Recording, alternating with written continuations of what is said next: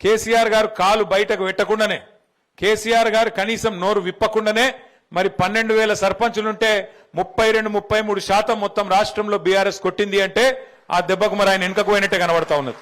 కానీ నేను ముఖ్యమంత్రి గారిని ఇలా సిరిసిల్ల వేదికగా వారికి నేను ఒక సవాల్ విసురుతా ఉన్నా. అయ్యా ముఖ్యమంత్రి గారు, మీరు అన్నట్టు, మీరు అనుకుంటున్నట్టు ఏది 66% రాష్ట్రంలో ప్రజలు నీతోనే ఉన్నారు అనే మాట నిజమే అయితే నేను నీకు ఒక సవాల్ చేస్తా ఉన్నా. మా ఎమ్మెల్యేలు ఒక 10 మందిని ఎత్తుకపోయినావు కదా, 10 మందిని ఎత్తుకపోయింది కదా, ఆ 10 మందికి దమ్ముంటే రాజీనామా పెట్టి ప్రజలు చెప్తారు ఎవరు ఎక్కడున్నారు, ఎవరి శాతం ఎంత, ఎవరి బతికెంత, ఎవరి ఎత్తెంత, ఎవరి పొడువెంత ప్రజలు తెలుస్తారు. 10 మందితో రాజీనామా పెట్టి రా ఎలక్షన్లకు. నిజంగా 10 మందిని చూస్తే కూడా నాకు నవ్వాలని ఏడవాలని తెలుస్తలేదు. 70 ఏళ్ళు 75 ఏళ్ళు మంత్రులు చేసి ఉప ముఖ్యమంత్రిగా పనిచేసి ఆఖరికి ఏం పరిస్థితి వచ్చింది? ఏ పార్టీలు ఉన్నవా అంటే చెప్పుకునే పరిస్థితి లేదు.